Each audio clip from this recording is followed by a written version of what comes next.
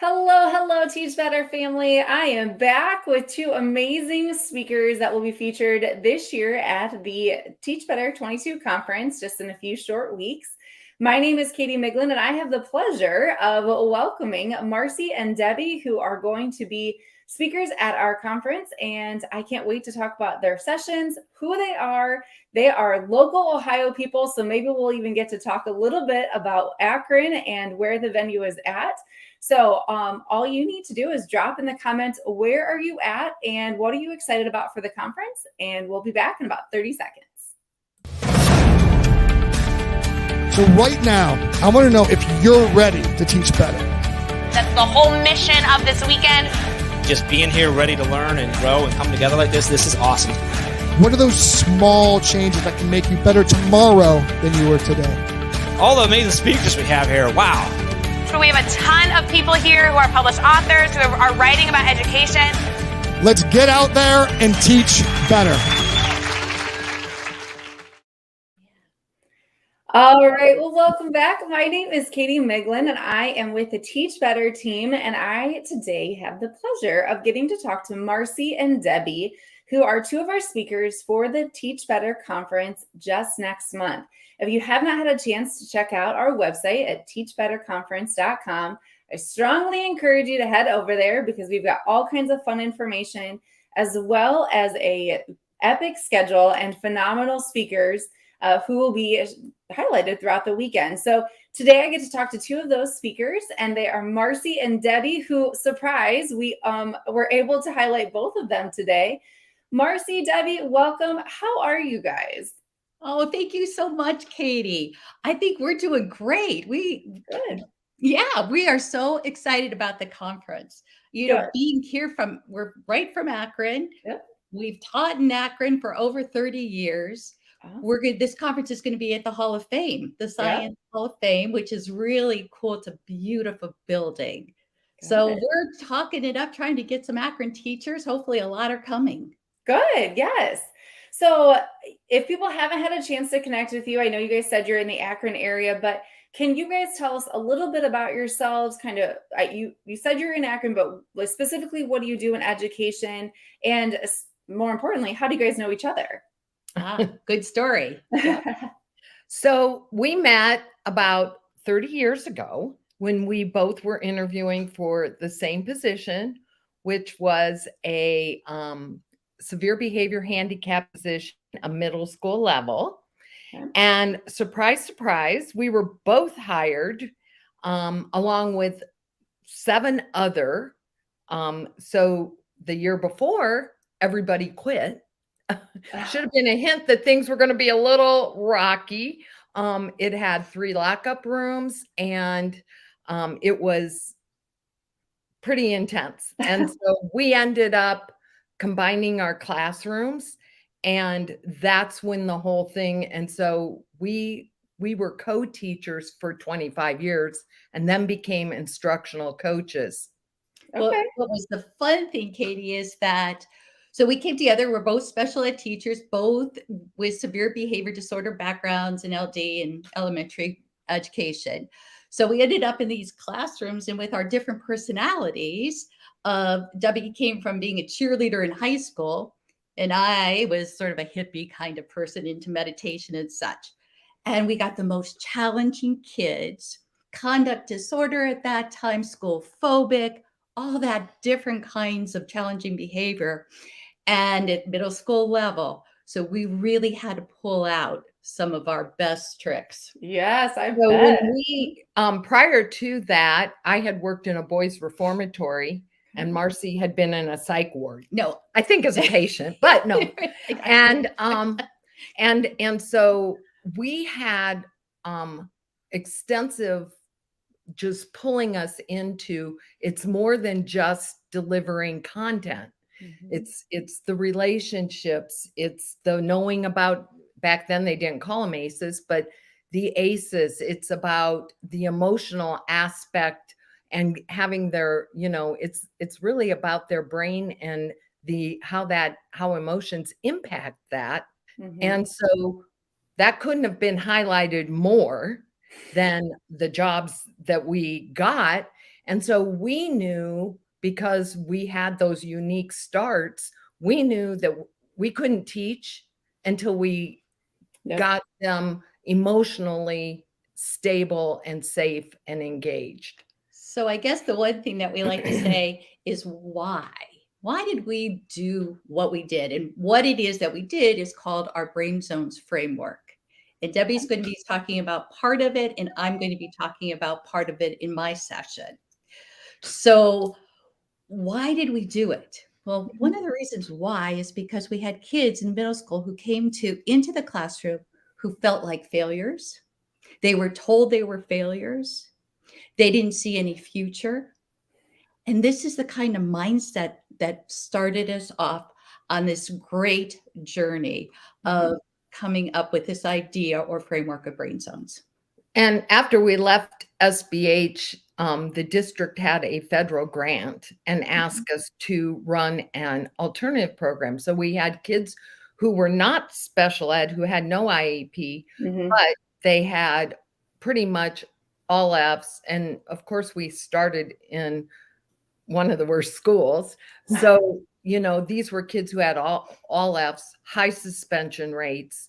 And the goal was to close the achievement gap, to raise test scores, improve attendance. And we both looked at each other and said, compared to what we were doing, and there was nowhere but to go up, because the group of kids we had about 400 days suspended the prior year, all combined. Yeah. And their grade point average was 0.3. We're like, I think we can improve this. Right. You can only go up at that point. That's how we felt about it. Yep. We can make this better. Wow. You guys, go ahead. Well, so from there, when we worked with a couple of counselors, psychologists, and neuroscience experts. And that's when we developed brain zones. And we actually then taught that to our students. And so that's what Marcy will be talking about in her session. Okay. And then my session is more about how it applies to the educator.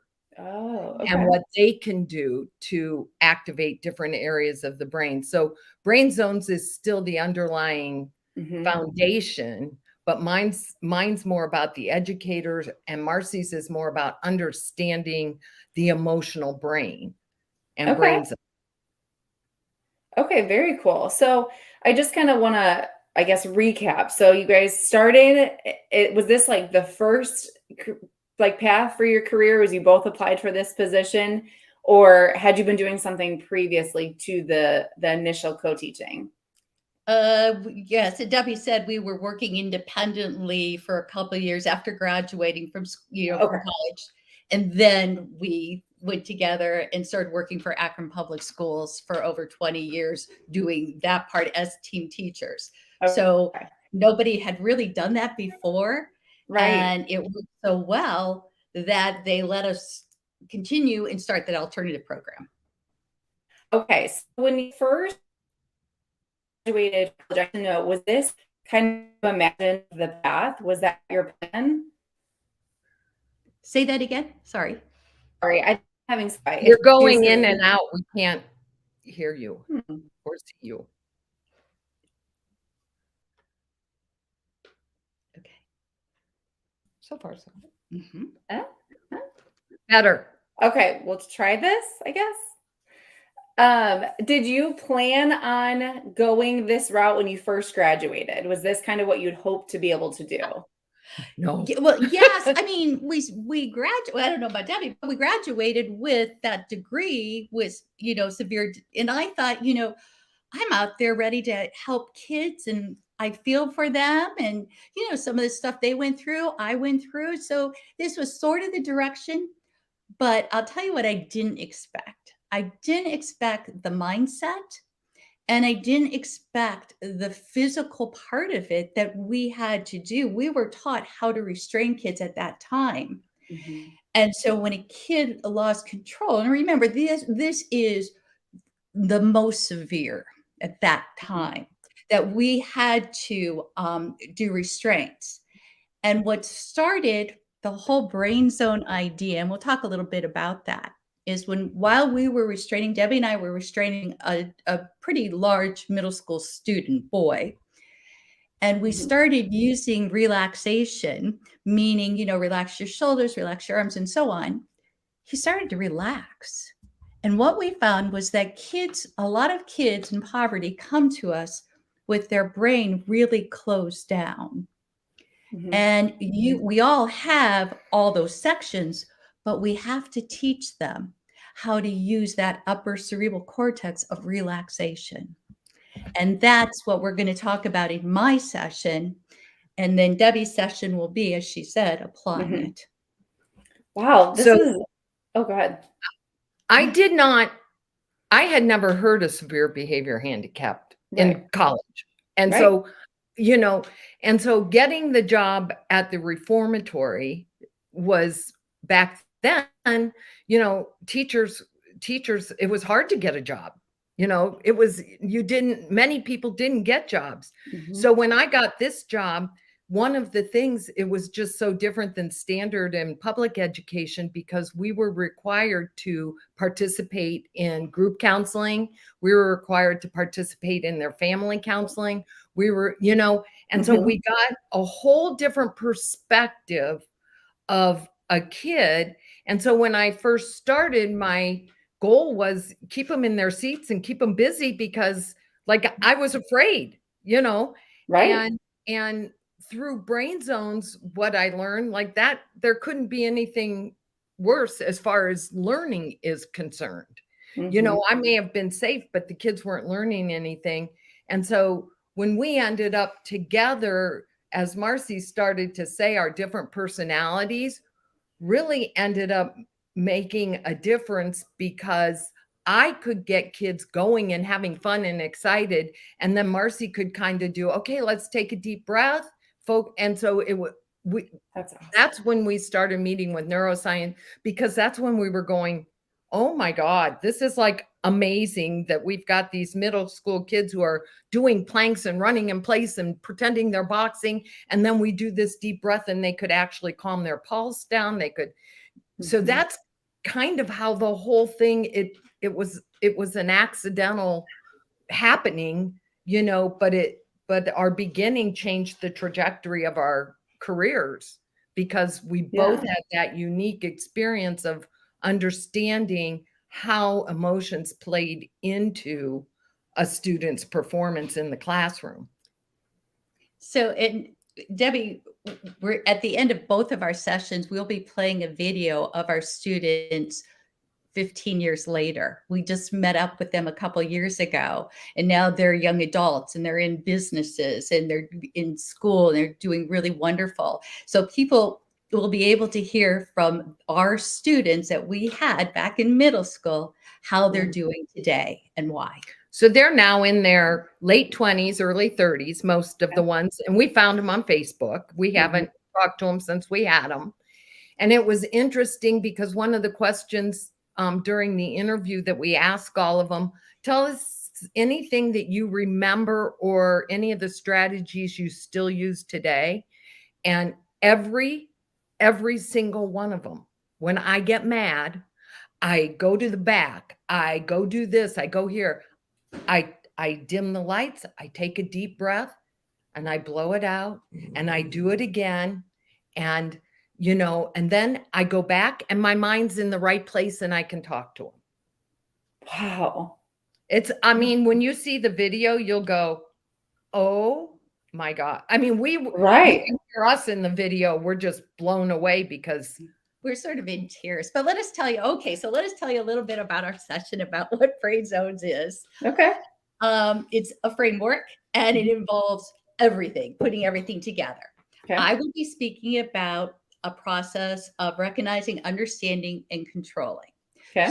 So we have a brain model, and I will be going through that brain model. So people, teachers, administrators, whoever, will be able to first to recognize how you're feeling and how kids are feeling just by looking at them.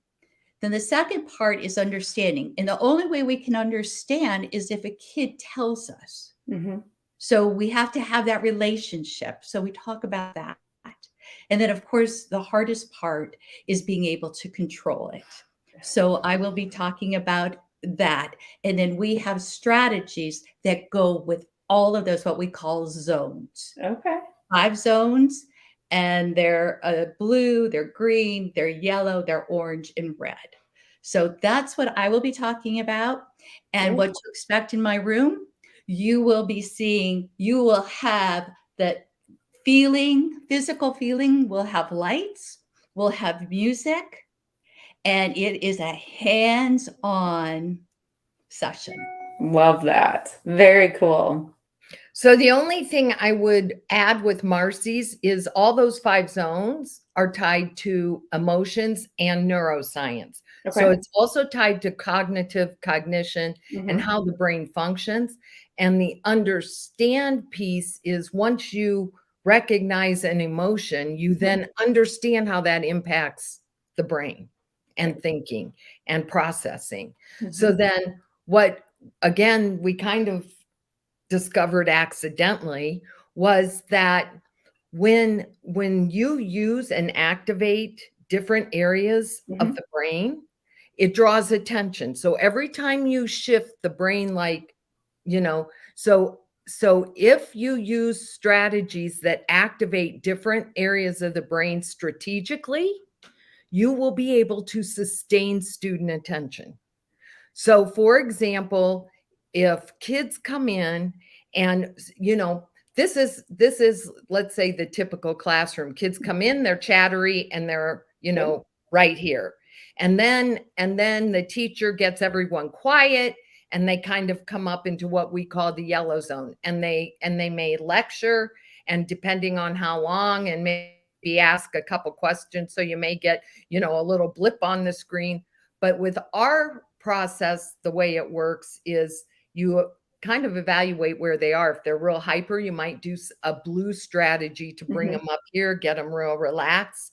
And then when you get started, you might do a collaboration strategy where you're going to have them here in this area. And then as that goes on, you want to assess and make sure what you're doing is working, get some feedback. So you'll do something yellow right here. Right. Okay, now we need to do something to energize the brain. So we're going to do something where we might get up. It can be academic, where they run in place and we throw out questions really fast. Or, with us, they may be holding planks. They may be, and we're throwing out questions and I guess the whole idea is that in a classroom, if you want to keep the kids engaged and you want that brain open for learning, you don't want it a flat line. Okay. Up, down, and we have strategies and the reason behind all the strategies that we have.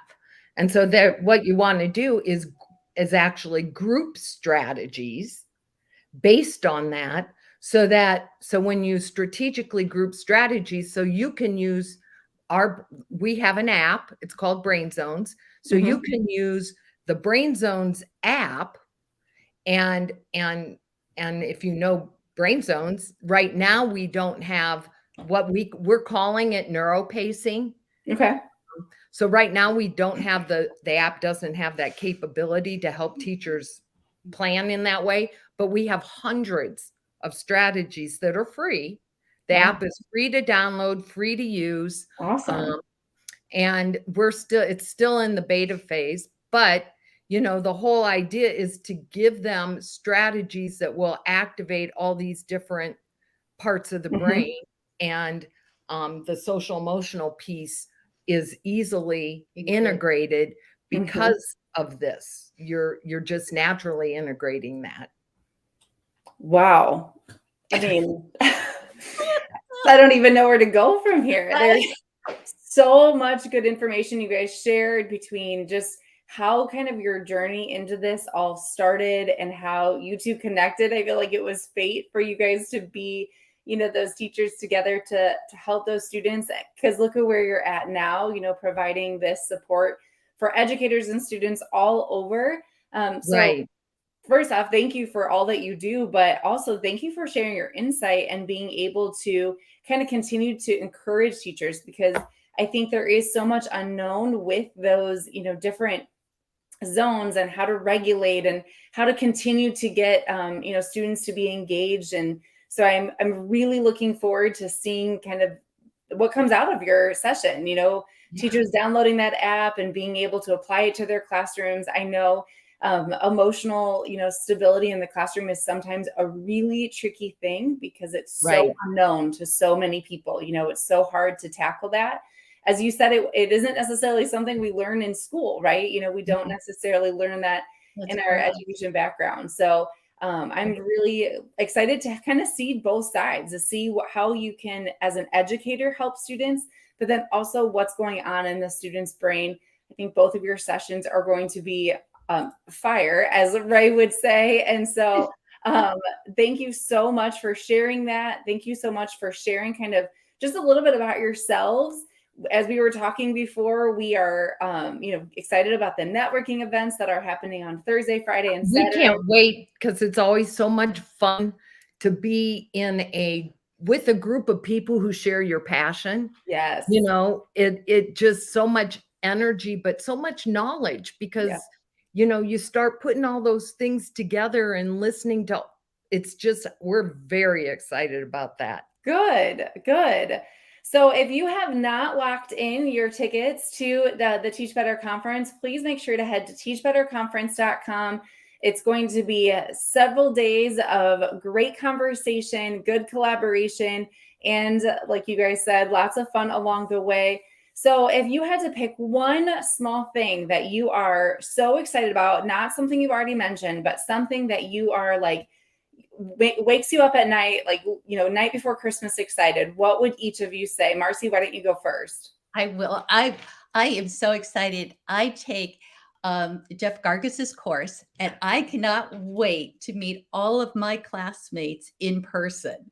Good. And to learn from them and go to their sessions. We've been talking so much. I mean, we all feel like a family. Yes. So I would recommend that course, Edupreneur, for anybody who's interested in a side hustle. So that's what I'm really excited about. Good. And of course, I'm excited about presenting and telling people about brain zones. Yes, absolutely. Debbie, what And about I would you? probably say I'm most excited about meeting and talking to teachers and finding out what exactly they are struggling most with today and how it is that we maybe can support them in their journey and make their teaching life easier, better, and more fun.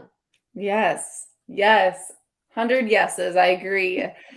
Well, Marcy and Debbie, thank you so much for giving us a little bit of your day to talk through your sessions. I'm grateful that I get to meet you. There's so many people I know through email, but it's great to be able to connect even in a virtual space.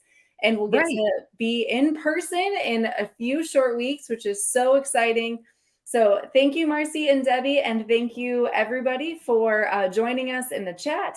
And we look forward to seeing you. Remember to head to teachbetterconference.com to secure your tickets for, I think, the most epic weekend this year. You got it. See everybody Thursday night.